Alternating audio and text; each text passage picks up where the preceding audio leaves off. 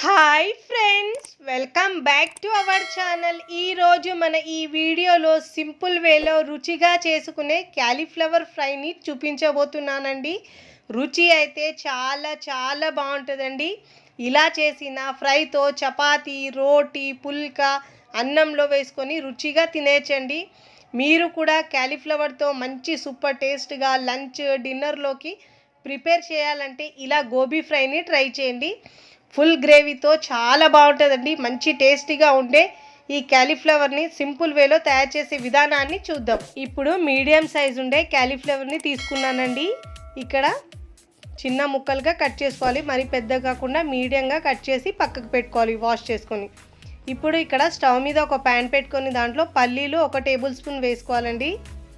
దీంట్లో క్యాజు 6 నుంచి 7 దాకా వేసుకోవాలి. ధనియాలు 1 టేబుల్ స్పూన్ దాకా వేసుకోవాలండి. ఇప్పుడు దీంట్లో జీలకర్ర 1/2 టీ స్పూన్, నువ్వులు 1 టేబుల్ స్పూన్ దాకా వేసుకోవాలండి. ఒకవేళ పల్లీలు లేకపోయినా లేదా కాజు లేకపోయినా ఏదైనా ఒకటి స్కిప్ చేసినా పర్వాలేదండి. ఇప్పుడు దీంట్లో దాల్చిన చెక్క 1 వేసుకోవాలి, మిరియాలు 3, లవంగాలు 3 నుంచి 4 దాకా వేసుకొని బాగా ఇక్కడ చిటపటలాడే వరకు వేయించుకోవాలండి. నువ్వులు ఇలా వేయించుకొని ఒక ప్లేట్లో తీసుకోవాలి. ఇప్పుడు అదే ప్యాన్లో 2 గ్లాసుల వరకు వాటర్ వేసుకోవాలండి. మొత్తం 1 లీటర్ దాకా ఉండాలి వాటర్. ఇలా వేసి ఇప్పుడు దీంట్లో 1/4 టీ స్పూన్ పసుపు వేసుకోవాలి, ఒక 1/2 టీ స్పూన్ దాకా ఉప్పు వేసుకోవాలండి, లేకుంటే మీకు రుచికి సరిపోయినంత ఉప్పు వేసుకోవాలి. ఇలా వేసుకున్న తర్వాత వాటర్ బాగా బాయిల్ అవుతున్నప్పుడు దీంట్లో ముందుగా మనం కట్ చేసుకుని పెట్టుకున్న క్యాలీఫ్లవర్ ముక్కల్ని వేసుకోవాలి, గోబీ ముక్కల్ని వేసుకోవాలి. ఇలా వేసుకున్న తర్వాత 6 నుంచి 7 నిమిషాల పాటు ఉడికించుకోవాలండి. ఇలా ఉడికించుకోవడం వల్ల ఏమన్నా పురుగులు ఏమన్నా ఉంటే అవి బాగా క్లీన్ అయిపోతాయి. ఇలా చేసుకుంటే మనం ఇలా చేసుకున్న తర్వాత స్టెయిన్ చేసుకోవాలి వాటర్ మొత్తం దాంట్లోది. స్టవ్ ఆఫ్ చేసుకొని ఇప్పుడు ముందుగా మనము వేయించుకున్న పప్పు దినుసులన్నీ మిక్సీలో వేసి మధ్యలో ఆపుతూ గ్రైండ్ చేసుకోవాలండి.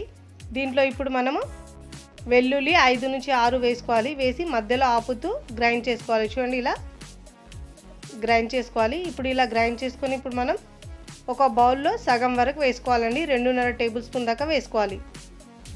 ఇలా వేసుకొని ఇప్పుడు ఇలా వేసుకున్న తర్వాత ఇప్పుడు దీంట్లో రుచికి సరిపోయినంత ఉప్పు వేసుకోవాలండి. ఉప్పు ముందు కూడా వేసాం కాబట్టి కారం ఏమో 2 టేబుల్ స్పూన్ దాకా వేసుకోవాలి. ఉప్పు కారం మీ టేస్ట్ని బట్టి యాడ్ చేయండి. దీంట్లో పెరుగు 4 టేబుల్ స్పూన్ దాకా వేసుకోవాలండి. దీనివల్ల ఫ్లేవర్ చాలా బాగా వస్తుంది క్యాలీఫ్లవర్కి. ఇలా వేసి బాగా మిక్స్ చేసుకోవాలి.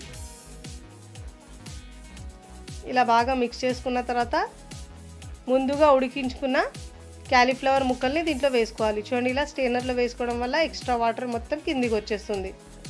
ఇలా వేసి ఇప్పుడు బాగా మిక్స్ చేసుకోవాలి. ఈ మసాలాని గోబీ ముక్కలకు బాగా పట్టించాలి. ఇలా బాగా మిక్స్ చేసుకోవాలి.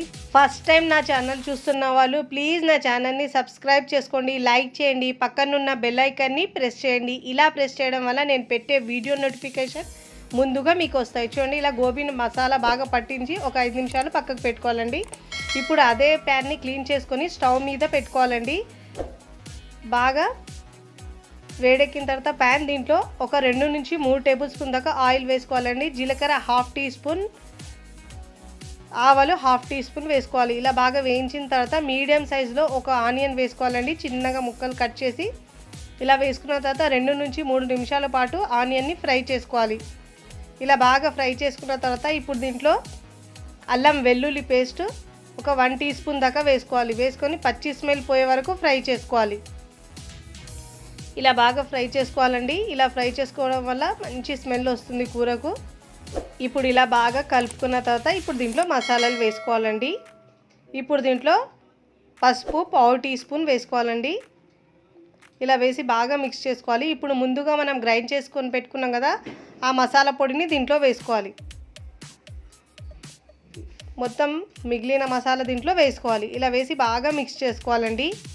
ఇలా బాగా మిక్స్ చేసుకొని ముందుగా మసాలా పెట్టుకున్న మనం గోబీ ముక్కల్ని దీంట్లో వేసుకోవాలి. వేసి బాగా మిక్స్ చేసుకోవాలి. మంటను మీడియం ఫ్లేమ్లో ఉంచి మిక్స్ చేసుకోవాలి.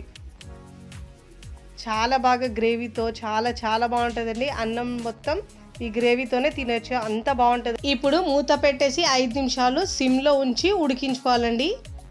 చూడండి, ఒక 5 నిమిషాల తర్వాత చూపిస్తున్నాను. చాలా మెత్తగా సాఫ్ట్గా అయిపోయిందండి గోబీ. ఇలా మిక్స్ చేసుకొని ఇప్పుడు దీంట్లో కొత్తిమీర వేసుకోవాలండి. 2 నుంచి 3 టేబుల్ స్పూన్ దాకా సన్నగా తరిగిన కొత్తిమీర వేసి బాగా మిక్స్ చేసుకోవాలి. ఇలా బాగా మిక్స్ చేసుకున్న తర్వాత చపాతీలో, అన్నంలో, దేనిలో తీసుకున్నా కూడా చాలా బాగుంటుందండి. ఇలా మిక్స్ చేసుకున్న తర్వాత స్టవ్ ఆఫ్ చేసుకొని సర్వింగ్ ప్లేట్లో సర్వ్ చేసుకోవాలండి. ఇలా మనం సింపుల్గా ఫ్రై చేసుకున్న ఈ గోబీని మనం అన్నంలో, రోటీలో, దేనిలో తీసుకున్నా కానీ సూపర్ టేస్టీగా ఉంటుందండి. తిన్నా కొద్దీ తినాలనిపించేలా చాలా బాగుంటుందండి. దేనిలో తీసుకున్నా కూడా సూపర్గా ఉంటుంది. మీరు కూడా డిన్నర్లో ఒకసారి ట్రై చేయాలంటే ఒకసారి ఇలా చేయండి. చాలా బాగా నచ్చుతుందండి. ట్రై చేసి ఎలా కుదిరిందో నాకు కామెంట్ ద్వారా తెలియచేయండి. వీడియో నచ్చితే లైక్ చేయండి, ఫ్రెండ్స్ ఫ్యామిలీకి షేర్ చేయండి. మరికొన్ని టేస్టీ సింపుల్ క్విక్ రెసిపీస్ కోసం టీ కిచెన్ని సబ్స్క్రైబ్ చేసుకోండి. Thanks for watching.